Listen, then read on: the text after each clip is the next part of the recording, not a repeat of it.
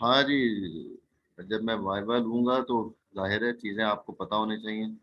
आपने खुद ही बनाया है प्रपोजल। ऐसा भी होता है किसी से ले लिया, मांग लिया सीनियर से, भाई वो टीचर को देना है प्रोजेक्ट बना के, तो उसका प्रपोजल तुम लोगों ने बनाया होगा, मुझे दे दो। उसमें नाम चेंज करते हैं और सबमिट करा देते हैं।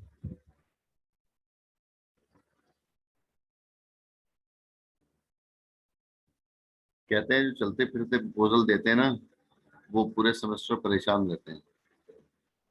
जो प्रपोजल मेहनत करके बना के देते हैं, जिनको उनका आइडिया होता है कि प्रोजेक्ट का स्कोप क्या है, तो वो पूरे सेमेस्टर सुकून से रहते हैं। जिनको मालूम होता है कि उसने क्या बनाना है, कितना बनाना है।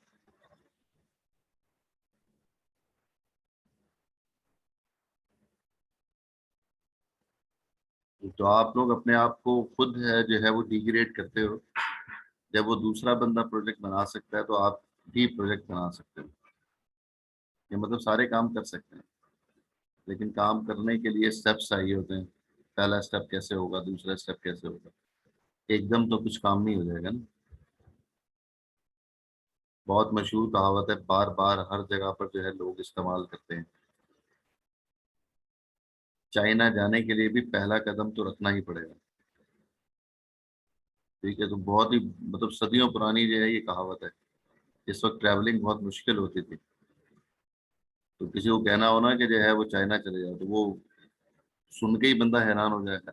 वो टेंशन में आ जाएगा। ओहो, चाइना का जाना कितना मुश्किल काम है।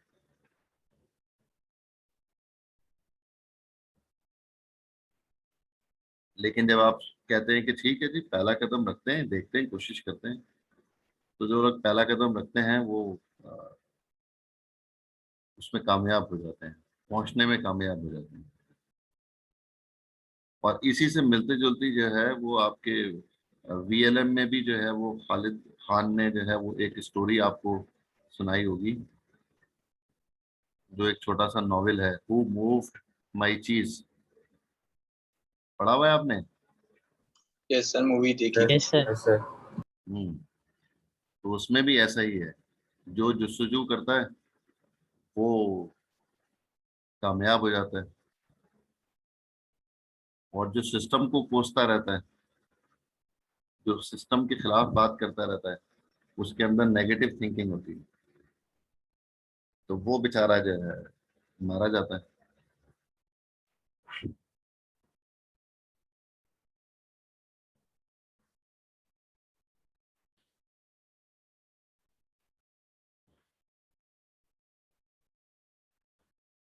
अच्छा जी, प्रपोजल तो मैं देखूंगा, उसके बाद ही मैं वाइवा लूंगा।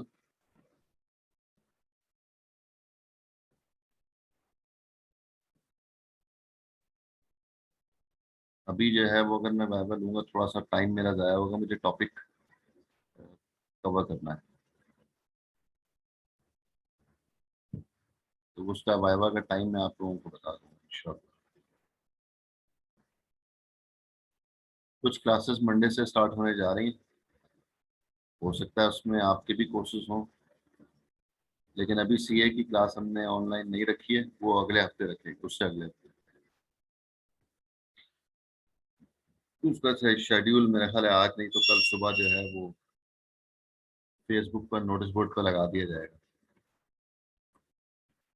आप लोग उसको टैली कर लीजिएगा, आपके कोर्सेज अगर हैं तो आप उसको मैनेज कर दीजिएगा उस हिसाब से। ठीक है।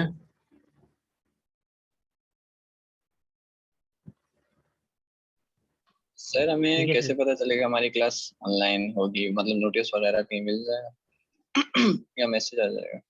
हाँ, वो नोटिस है ही इसी चीज का, ऑन कैंपस का, तो उसमें वही शेड्यूल लगा हुआ है जो कि ऑन कैंपस क्लासेस हो रही हैं। ठीक। पूरा शेड्यूल नहीं लगाया जा रहा ना, उसमें मेंशन किया गया है कि ये ऑन कैंपस क्लासेस हैं।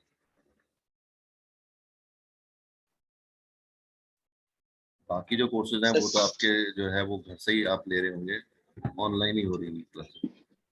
ग्रेजुअली इंक्रीज करेंगे। अभी कुछ क्लासेस जो है वो मेरा 2 क्लासेस जो है वो पर सेशन हो रही हैं। 6 6 7 7 8 8 क्लासेस हैं पर स्लॉट में, लेकिन उसमें से जो है हमने 2 2 क्लासेस ये भी लगाएंगे। उसके अगले हफ्ते फिर मजीद 2 क्लासेस और ऐड कर देंगे। ये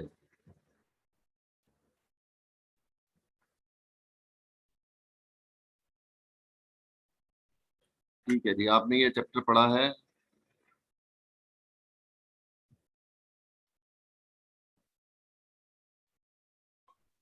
इस सर लास्ट क्लास में यही चैप्टर था। अरे आप लोगों ने पढ़ा है कि नहीं? मैंने तो पढ़ा सर सर जी सर। पढ़ा है सर। जी सर। आपसे पढ़ने की बात हो रही है कि आपने जो है वो मेरे सेशन पढ़ाने के बाद आपने खुद से पढ़ा है, तो असल पढ़ना तो वो होता है।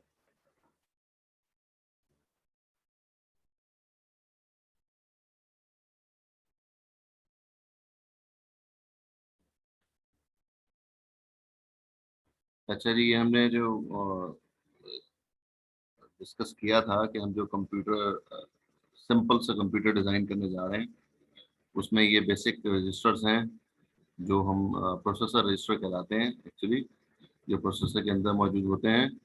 पीसी है, एआर है, आईआर है, पीआर है, दो इनपुट आउटपुट रजिस्टर हैं 8 बिट के, एक्यूमुलेटर और डेटा रजिस्टर ये भी 16 बिट के हैं, और आईआर और टेम्परेरी रजिस्टर ये भी 16 बिट के हैं। सबका पर्पस हमने जो है पिछली क्लास में डिस्कस किया था कि किसका क्या क्या काम हो। उसके बाद फिर हमने ये भी डिस्कस किया था कि जो आर्किटेक्चर हम बना रहे हैं उसमें हमने कॉमन बस को भी डिस्कस किया था कि कॉमन बस जो है वो मल्टीप्लेक्सर के साथ कनेक्टेड है। हमें किसका डेटा जो है वो बस पे डालना है, वो हम बस से जो है वो मल्टीप्लेक्सर से सिलेक्ट करेंगे।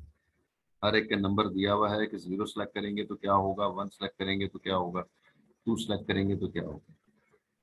फिर हमने ये भी डिस्कस किया था कि वाहिद एक रजिस्टर है जो मेमोरी के एड्रेस को, मेमोरी की लोकेशन को इंडिकेट करे, वो रजिस्टर है AR।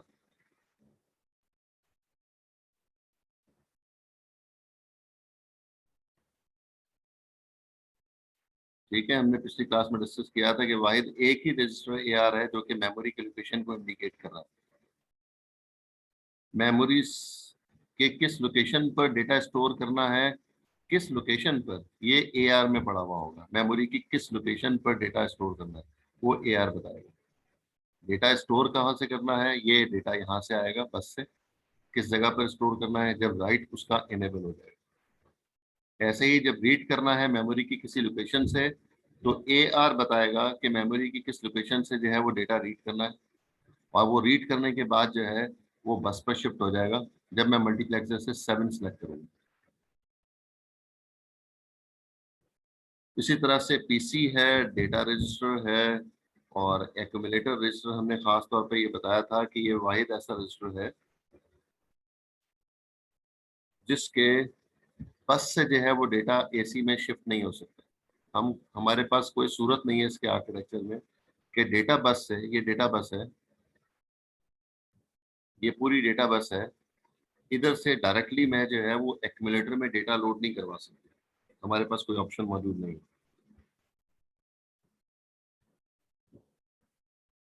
अरे इसको कितनी दफा इन करें भाई, ये पहले भी तो आई थी मेरा ख्याल। सर उनका नेट थोड़ा इशू कर रहा है तो वो बार बार रिकनेक्टिंग होके इस तरह से हो जा रही है।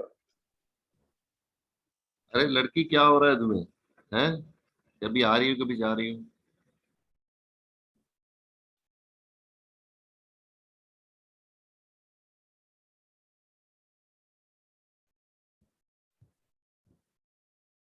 तो डेटा बस से हम जो है वो किसी सूरत में भी AC में डेटा लोड नहीं कर सकते।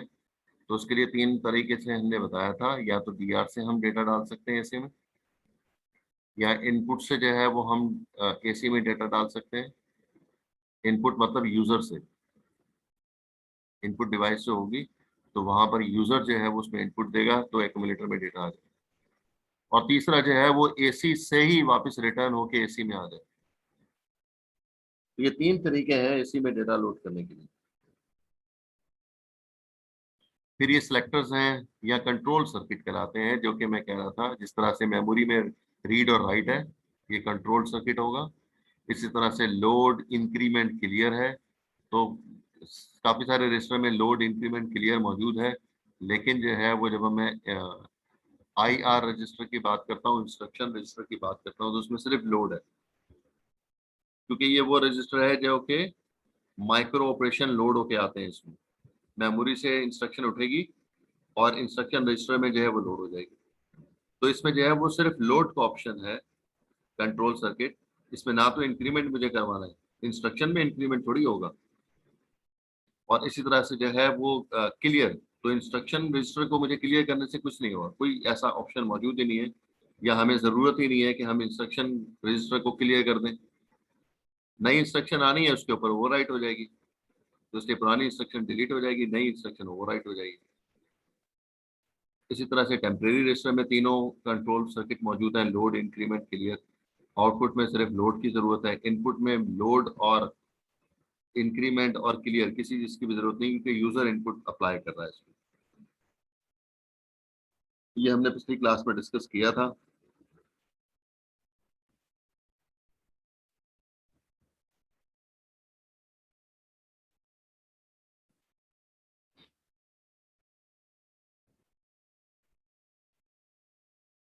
ये कॉमन बस के बारे में बताया हुआ है कि किस किस तरह से जो है वो डेटा जो है वो उस रजिस्टर से या मेमोरी से हम बस पर शिफ्ट कर सकते हैं, क्या ऑप्शन मेरे पास मौजूद है।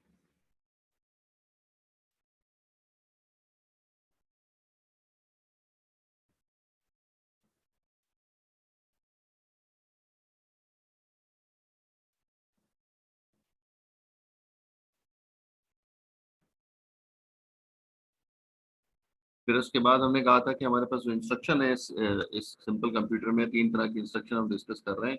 एक मेमोरी रेफरेंस इंस्ट्रक्शन है, जिसमें मेमोरी जो है वो रीड होगी या राइट होगी, तो ऐसी इंस्ट्रक्शन को मेमोरी रेफरेंस इंस्ट्रक्शन का नाम दिया जाता है।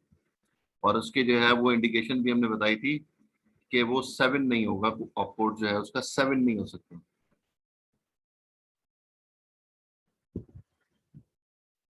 मतलब जो आई बिट है, मोड बिट जो है, मोड बिट के बाद जो कोड होगा वो 0 1 0 तो हो सकता है, 1 1 0 तो हो सकता है, 1 0 1 तो हो सकता है, 1 1 1 नहीं हो सकता। ये 1 1 1 ना होने की वजह यह है कि ये मेमोरी रेफरेंस इंस्ट्रक्शन है, और मेमोरी रेफरेंस इंस्ट्रक्शन में जो है वो 7 नहीं हो सकता, तो 0 से लेकर 6 तक कुछ भी कोड हो सकता है, तो इसको हम मेमोरी रेफरेंस इंस्ट्रक्शन कहेंगे। फिर जो उसके बाद मोड बिट है, ये मोड बिट हमने कहा था कि अगर 0 होगी तो डायरेक्ट इंस्ट्रक्शन होगी, और अगर 1 होगा तो फिर ये इनडायरेक्ट इंस्ट्रक्शन होगी। मतलब जो ऑप कोड है, सॉरी, जो ऑपरेंड है, ऑपरेंड ऑपरेंड क्या था, डेटा। ऑपरेंड जो है वो ऑपरेंड जो है वो कहाँ से उठाना है, वो डायरेक्ट भी हो सकता है और इनडायरेक्ट भी हो सकता है, दोनों ऑप्शन मौजूद होंगे। तो यहाँ पर जो है अगर 1 बिट होगी तो इसका मतलब ये होगा कि ये इंस्ट्रक्शन इनडायरेक्ट इंस्ट्रक्शन है, ऑपरेंड हमें इनडायरेक्टली उठाना होगा। और अगर यहाँ पर 0 लिखा हुआ होगा तो ऑपरेंड जो है हमें डायरेक्ट उठाना होगा। जो एड्रेस लिखा हुआ है, जो एड्रेस लिखा हुआ है 0 0 0 0 1 1 1 1 ये वाला, ये जो एड्रेस लिखा हुआ है ये इफेक्टिव एड्रेस है। तो हमने इफेक्टिव एड्रेस को भी डिस्कस किया था कि इफेक्टिव एड्रेस वो होता है जहां पर ऑपरेंड पड़ा हुआ होता है। ठीक है, तो क्योंकि ऑपकोड जो है उसके साथ जो मॉड बिट है वो 0 है, इसलिए इंस्ट्रक्शन डायरेक्ट इंस्ट्रक्शन है। इसलिए जो एड्रेस लिखा हुआ है, जो जिसको AR से रिप्रेजेंट करते हैं, ये AR है, तो जिसको AR से रिप्रेजेंट कर रहे हैं, ये इफेक्टिव एड्रेस है। यहाँ से जाकर हम डेटा उठा सकते हैं, इस लोकेशन पर जाकर, मेमोरी की इस लोकेशन पर जाकर हम डेटा लोड कर सकते हैं। ये पूरी इंस्ट्रक्शन बनती है, ये IR बनता है। तो इसी तरह से अगर इंस्ट्रक्शन जो है वो मेमोरी रेफरेंस है, तो फिर या तो मेमोरी रीड होगी या राइट होगी। दूसरी तरीका क्या था, हमने कहा था कि दूसरी इंस्ट्रक्शन है रजिस्टर रेफरेंस इंस्ट्रक्शन। इसमें मेमोरी ना तो कॉल, ना तो रीड होगी, ना ही राइट होगी। इस इंस्ट्रक्शन के अंदर register to register data transfer हो रहा होगा, प्रोसेसर रजिस्टर के दरमियान में आपस में कम्युनिकेशन हो रही होगी, किसी एक रजिस्टर से दूसरे रजिस्टर में डेटा ट्रांसफर हो रहा होगा, तो उसका ऑप कोड जो है वो हमने कहा था वो 7 होगा, फिक्स है 7, ना 0 होगा, ना 1 होगा, ना 2 होगा, ना 3 होगा, 6 भी नहीं होगा, फिक्स्ड है 7 होगा। ये ऑप कोड 7 होगा। और फिर मॉड बिट जो है वो भी 0 होगी, ये कंडीशन है, लाजमी है। मॉड बिट 0 होगी और ऑप कोड जो है वो 7 होगा। तो ऐसी इंस्ट्रक्शन को हम रजिस्टर रेफरेंस इंस्ट्रक्शन कहते हैं। फिर उसके बाद जो है वो तीसरी टाइप की जो इंस्ट्रक्शन है वो इनपुट आउटपुट इंस्ट्रक्शन है। इनपुट आउटपुट इंस्ट्रक्शन का मतलब क्या है? ऐसे इंस्ट्रक्शन जिससे जो है वो यूजर इनपुट दे रहा हो, ऐसी इंस्ट्रक्शन जिस जब यूजर को रिजल्ट चाहिए हो, आउटपुट चाहिए हो, जब यूजर को डेटा भेजना हो, जब यूजर इनपुट दे रहा हो, जब यूजर को आउटपुट देना हो, या ऐसी दोनों तरह की कंडीशन से हैं, वो इंस्ट्रक्शन इनपुट आउटपुट इंस्ट्रक्शंस कहलाती हैं। तो उसकी पहचान क्या है? ऑपकोड 7 ही रहेगा जैसे रजिस्टर रेफरेंस इंस्ट्रक्शन में था, लेकिन अब मोड बिट भी जो है वो 1 हो जाएगी। तो ऐसी इंस्ट्रक्शन को हम फिर इनपुट आउटपुट इंस्ट्रक्शन कहेंगे। इन सबको अगर हम मिला लें तो हमने कहा था कि इसको जो है वो हेक्साडेसिमल में 4-4 बिट कंबाइन करके जो है वो कन्वर्जन की जाती है। तो अगर ये 4 बिट को हम कंबाइन कर लें तो फिर ये अब 7 नहीं बन रहा, अब ये एफ बन रहा है 15। अगर डेसिमल में बोलेंगे तो 15, और अगर हेक्साडेसिमल में बोलेंगे तो एफ, तो ये एफ है। तो एफ वाली इंस्ट्रक्शन जो है वो इनपुट आउटपुट इंस्ट्रक्शन होंगी, 7 वाली इंस्ट्रक्शन जो है वो रजिस्टर रेफरेंस इंस्ट्रक्शन होंगी, और नॉन 7 इंस्ट्रक्शन जो है 1 से लेकर 0 से लेकर 6 तक वाली इंस्ट्रक्शन, वो इंस्ट्रक्शन फिर मेमोरी रेफरेंस इंस्ट्रक्शन होंगी। ये भी हमने पिछली क्लास में डिस्कस किया था।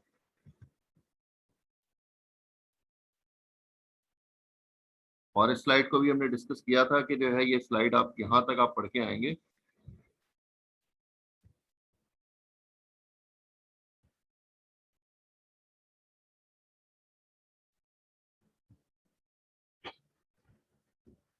तो ये वाली इंस्ट्रक्शन जो है वो टॉप वाली मेमोरी रेफरेंस इंस्ट्रक्शन है, जिसमें देख सकते हैं आप जो है ये सारी की सारी जो है ये डायरेक्ट इंस्ट्रक्शंस हैं, जिसमें मॉड बिट जो है वो 0 है।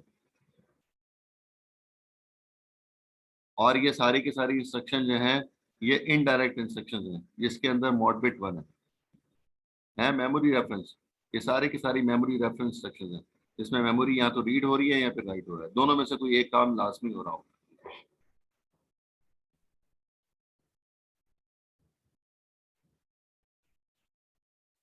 तो वो जो 16 बिट का कोड हमने लिखा था वो उसको बहुत क्लियरली हमने जो है उसमें डिफाइन किया था।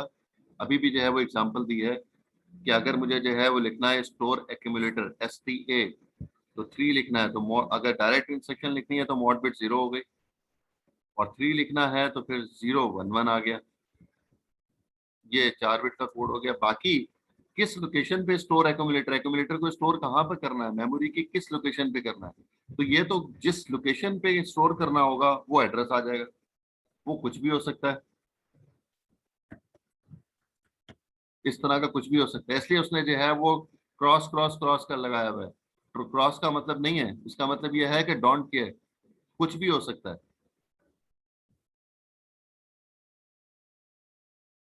एड्रेस कुछ भी हो सकता है। मेमोरी की किसी लोकेशन पर भी जो है वो ये वाला डेटा जो है वो स्टोर किया जा सकता है, इसलिए वो क्रॉस उसमें लगा हुआ है।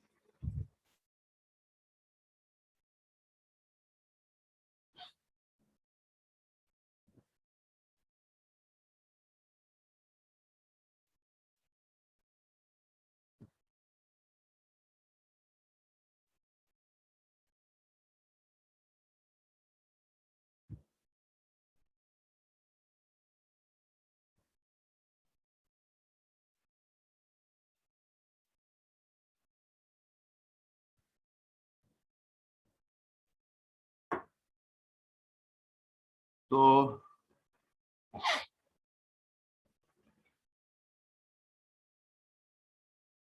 उसके साथ जो है वो नीचे ये वाली इंस्ट्रक्शन सारी की सारी रजिस्टर रेफरेंस इंस्ट्रक्शन है। इसमें या तो कोई एक रजिस्टर से दूसरे रजिस्टर में ट्रांसफर हो रहा है या फिर रजिस्टर के लिए जो है वो कोई ऑपरेशन परफॉर्म हो रहा है। जैसे क्लियर एक्यूमुलेटर, पहली इंस्ट्रक्शन लिखी हुई है, तो इसमें जो है वो एक्यूमुलेटर को क्लियर करने की बात हो रही है। तो इसमें ना तो मेमोरी कॉल हो रही है, मेमोरी ना तो जो है वो रीड हो रही है, ना ही मेमोरी राइट हो रही है। तो ये मेमोरी रेफरेंस इंस्ट्रक्शन नहीं हो सकती है। तो इसमें जो है वो रजिस्टर पे काम हो रहा है, इसलिए ये रजिस्टर रेफरेंस इंस्ट्रक्शन है।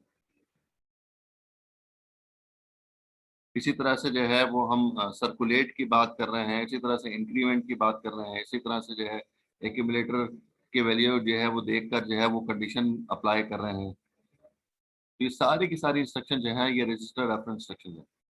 और इसका कोड जो है वो 7 से देख लें स्टार्ट हो रहा है। इसकी मॉड बिट जो है वो 0 होगी। इसको कैसे लिखा हुआ है, पहली वाली इंस्ट्रक्शन देखें, बल्कि इसको मैंने आगे डिस्कस किया हुआ है, एक बता देते हैं यहाँ पे, बाकी पे तफसील से बात नहीं करते। ये इंस्ट्रक्शन जो है फिर रजिस्टर रेफरेंस हो गई। अब इसका जो है वो बिट जो है 100, फिर 0000, फिर 0000, ये इस तरह से लिखा हुआ है। ये वाली इंस्ट्रक्शन जो है ये क्लियर इंस्ट्रक्शन है, क्लियर एक्यूमुलेटर वाली इंस्ट्रक्शन है। तो इसको हम जो है वो हेक्साडेसिमल में बोल सकते हैं 7800। ये 7, ये 8, ये 0 और ये 0। इस तरह से ये इंस्ट्रक्शन जो है पहली वाली इंस्ट्रक्शन क्लियर एक्यूमुलेटर वाली इस तरह से बन जाती है। इसका हेक्साडेसिमल कोड या फिर इसका काम क्या है वो मेंशन किया हुआ है इसके अंदर। इसी तरह से 7400, तो 7400 के अंदर जो है वो हम कह रहे हैं कि यहाँ पर 0 आ गया और इधर 1 हो गया। तो फिर अब ये जो है 7400 की इंस्ट्रक्शन बन गई। अब ये इंस्ट्रक्शन जो है वो क्लियर एक्यूमुलेटर नहीं है, ये क्लियर ई है। ये क्लियर ई जो है इसका मतलब क्या है नबिया, हनीफ, ये ई क्या है?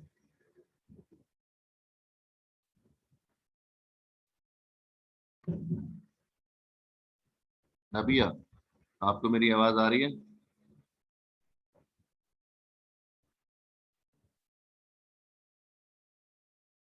नबिया,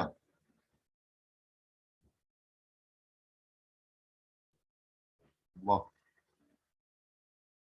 लोग क्लास से ही भाग जाते हैं सवाल पूछते। वाह जी वाह।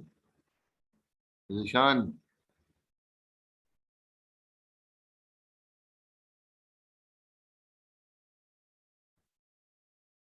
हाँ माइक ऑन करो ना बेटा।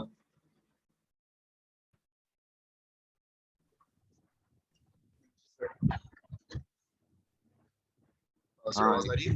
जी हाँ, बताएं। ई से क्या मुराद है? ये जो क्लियर ई कर रहा है क्या है ई?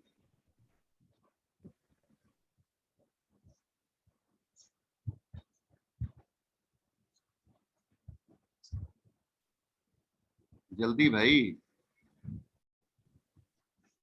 नहीं वैसे मुझे नहीं पता इनके बारे में। पढ़ा नहीं ना? चैप्टर पढ़ा होता सर तो बिल्कुल पता होता। मैंने ये चैप्टर अभी तक नहीं पढ़ा।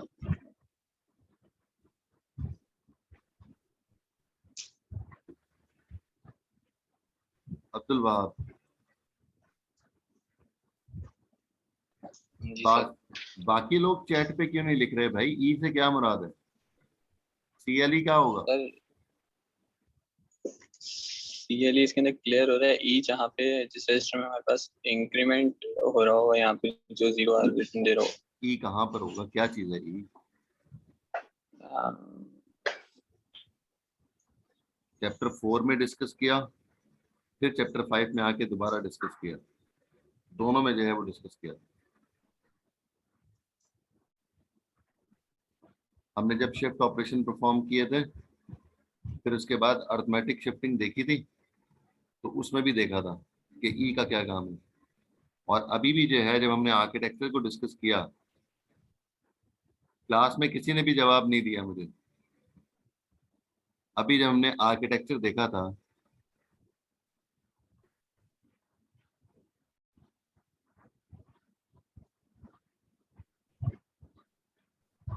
जी भाई, अब आके किसी ने बोला है ओवरफ्लो है, ये रहा फ्लैग, ये लिखा हुआ। पिछली क्लास में जब हमने कहा था कि हमें दो वैल्यू को ऐड करना है, तो हमने कहा था 16 बिट को 16 बिट के साथ ऐड करेंगे तो आंसर पॉसिबल है कि 17 बिट आ जाए। ये जवाब दिया था मैंने। तो जो 17 बिट आएगी, जो 17th बिट आएगी, वो इस ई में जाकर स्टोर होगी। 16 बिट तो एक्यूमुलेटर में जाएंगी ना, 16 बिट तो एक्यूमुलेटर में स्टोर होंगी। तो जो 17th बिट होगी, मुमकिन है ना कैरी जनरेट हो जाए। जब दो नंबर को ऐड करेंगे तो आखिरी बिट पे अगर कैरी, जो मोस्ट लेफ्ट साइड पे जो बिट होती है, उस पे अगर कैरी क्रिएट हो गया तो फिर आंसर 17 बिट का हो जाएगा।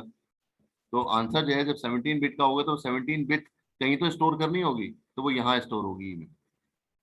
ये ओवरफ्लो है।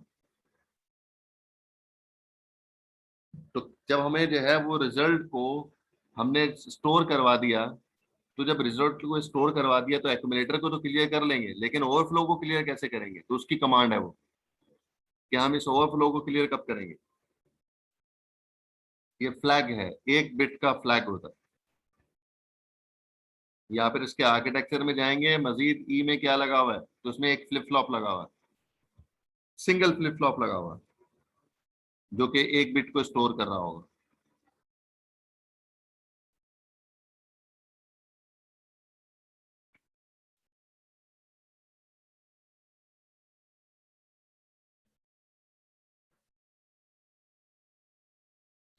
आगे जो है वो चीजें किसी सूरत में भी समझ में नहीं आएंगी जब पीछे वाली चीजें आपको क्लियर नहीं होंगी। या आप याद रखें।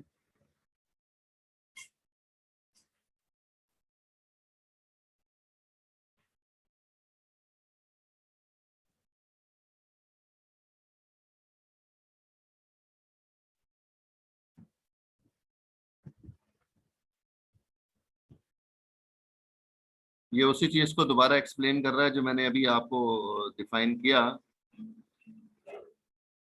कि कब जो है वो मेमोरी रेफरेंस इंस्ट्रक्शंस होंगी, कब जो है रजिस्टर रेफरेंस इंस्ट्रक्शंस होंगी, और कब जो है वो इनपुट आउटपुट इंस्ट्रक्शंस होंगी।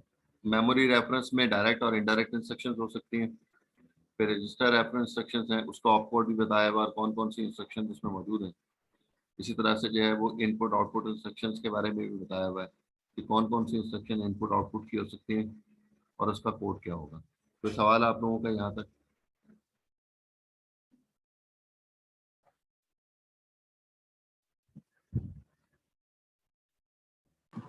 सर मेरा एक सवाल है सर। सर ये जो हम अभी कंप्यूटर आर्किटेक्चर के संदर्भ से हम इतने सारे रजिस्टर्स पढ़ रहे हैं और जितनी भी ये मेमोरी रेफरेंस इंस्ट्रक्शंस रजिस्टर पढ़ रहे हैं, ये हार्डवेयर कैसे काम करता है सर। अभी मतलब मैं पढ़ रहा था कि सर मतलब ऐसी भी चीज़ें आ गई हैं कि मतलब इन सब चीज़ों से बचा नहीं जा सकता। बचने से मुराद ये कि सब चीज़ें यूज़ हों, लेकिन ये जैसे कॉम्प्लेक्स है मतलब इतना, तो ऐसा नहीं हो सकता कि हम कोई एक ऐसा हार्डवेयर डिज़ाइन करें कि मतलब इसकी कॉम्प्लेक्सिटी से बच जाए। ये जो जितनी भी ये कैलकुलेशंस हैं इसकी, और ये जो चीज़, ये इतनी सारी जो चीज़ें यूज़ हो रही हैं, हमें इतने सारे रजिस्टर्स यूज़ करने पड़ते हैं। आपने चैप्टर पढ़ना शुरू किया, चैप्टर 5? सर सिर्फ वहीं तक पढ़ा था सर। ये सर मैम जो जहाँ तक आपने पढ़ा आगे नहीं पढ़ा। पहले दो पेज पढ़े थे इस चैप्टर के। जी जी सर, सही से नहीं पढ़े होंगे सर। इस दो चैप्टर के अंदर उन्होंने जो है वो बताया हुआ है कि ये हम जो है वो कंप्यूटर आर्किटेक्चर को जब समझना चाह रहे हैं तो उसी सूरत में समझा जा सकता है ना, कि हम उसको सिंपलेस्ट फॉर्म में एक्सप्लेन करें।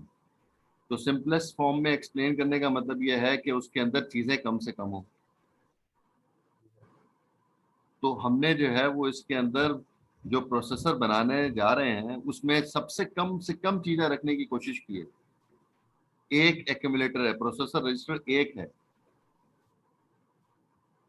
डेटा के लिए सर एक रजिस्टर रखा हुआ है, 16 बिट का सही। रखा हुआ है। 6-7 सिर्फ रजिस्टर हैं, 6-7 रजिस्टर हैं सिर्फ उसमें। मेमोरी लिमिटेड रखी हुई है। और मोड भी जो है वो हमने दो ही रखे हैं, डायरेक्ट और इनडायरेक्ट मोड।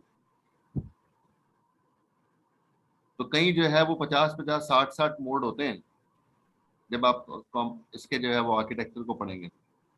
हम तो सिंपलेस्ट जो है वो फ्लेवर देने की कोशिश कर रहे हैं, कंप्यूटर आर्किटेक्चर का पूरा फ्लेवर देने की कोशिश कर रहे हैं, लेकिन सिंपलेस्ट फॉर्म में। मैंने आपसे जब डिस्कस किया था कैलकुलेटर के हवाले से, तो कैलकुलेटर के हवाले से जब मैंने डिस्कस किया था तो मैंने कब बोला था कि अंडर रूट भी उसमें कैलकुलेट होता है, उसमें स्क्वायर रूट भी निकलता है, उसमें डिवाइड 1/x भी आ रहा होता है, x⁻³ भी हो रही होती है, इतना कुछ कैलकुलेटर में आ रहा है ना भाई। Yes, sir. लेकिन जब हमने कैलकुलेटर की बात की थी तो हमने कहा था ऐड, सब्ट्रैक्ट, मल्टीप्लाई और डिवाइड, ये 4 तरह के ऑपरेशन कैलकुलेटर में है। तो इसके अंदर जो है वो मॉड्यूल मौजूद थे, एडर का भी, सब्ट्रैक्टर का भी, मल्टीप्लाई का भी, डिवाइड का भी। तो अगर और सिंपल कर लेंगे तो मैं कहता हूं कि मेरे पास सिर्फ एडर का सर्किट मौजूद है, जो मॉड्यूल मैंने डाला है उसके अंदर वो एडर का सिर्फ और सिर्फ डाला। जब मैं एडर का मॉड्यूल सब कम से कम डालूंगा, हार्डवेयर मैंने कम रखा, सिर्फ एडर का सर्किट उसके अंदर रखा, तो अब मुझे करना क्या पड़ेगा, मुझे 2 नंबर को सब्ट्रैक्ट करवाना है, तो मुझे माइक्रो ऑपरेशन बढ़ाने पड़ेंगे। माइक्रो ऑपरेशन क्या होते हैं, इंस्ट्रक्शंस बढ़ानी पड़ेगी, Instructions प्रोग्राम जो है मुझे बड़ा लिखना पड़ेगा उसके अंदर, तभी 2 नंबर सब्ट्रैक्ट हो सकते हैं। कैसे, आपको मालूम है, आपने डीएलडी में भी किया हुआ कि सेकंड नंबर को वंस कॉम्प्लीमेंट करें, मतलब इन्वर्ट करें, Invert और कर- फिर उसमें +1 ऐड कर दें, तो वो हो जाएगा Second टूस complement. कॉम्प्लीमेंट। और टूस कॉम्प्लीमेंट की साइंस ये है कि उस किसी भी नंबर को अगर मुझे साइन चेंज करना है तो उसका मैं टूस कॉम्प्लीमेंट कर लूँ। जब मैं टूस कॉम्प्लीमेंट कर लूंगा तो मेरे पास उसका साइन चेंज हो गया। अब मुझे जो सब्ट्रैक्ट करना था, अब मुझे उसको ऐड करना है, तो एडर का मॉड्यूल तो मेरे हार्डवेयर में मौजूद है। तो जब जब मैं टूस कॉम्प्लीमेंट करके ऐड कर रहा हूँ तो एक्चुअल में 2 नंबर सब्ट्रैक्ट ही होके आ रहे होंगे। सर तो हम ये हार्डवेयर बात कह कम सकते था, हार्डवेयर कम था मेरे पास, लेकिन इंस्ट्रक्शन जो है वो बड़ी हो गई। जब मेरे पास हार्डवेयर बड़ा होता जाएगा, मैंने एडर भी डाल दिया, सब्ट्रैक्टर भी डाल दिया, मल्टीप्लायर भी डाल दिया, डिवाइडर भी डाल दिया, ये चारों के हार्डवेयर मैंने उसमें बना के रख दिए, मॉड्यूल बना दिए। अब मुझे सिर्फ और सिर्फ उसको कहना है कि ऐड कर दो। अब इंस्ट्रक्शन कम हो गई, अब मुझे सिर्फ उसको कहना है सब्ट्रैक्ट कर दो, अब मुझे इसको सिर्फ कहना है मल्टीप्लाई कर दो, मुझे इसको कहना है कि डिवाइड कर दो। अब माइक्रो ऑपरेशन कम हो गए, प्रोग्राम छोटा हो गया। तो जैसे जैसे प्रोग्राम छोटा होता जाएगा, हार्डवेयर कॉम्प्लेक्स होता जाएगा। तो हमने अपने इस चैप्टर में हमने कॉम्प्लेक्स हार्डवेयर नहीं डिस्कस करना, हम सिंपलेस्ट हार्डवेयर डिस्कस कर रहे हैं, क्योंकि हम ये देखना चाह रहे हैं कि कंप्यूटर आर्किटेक्चर में एक कंप्यूटर को डिजाइन कैसे किया जाता है। हमारा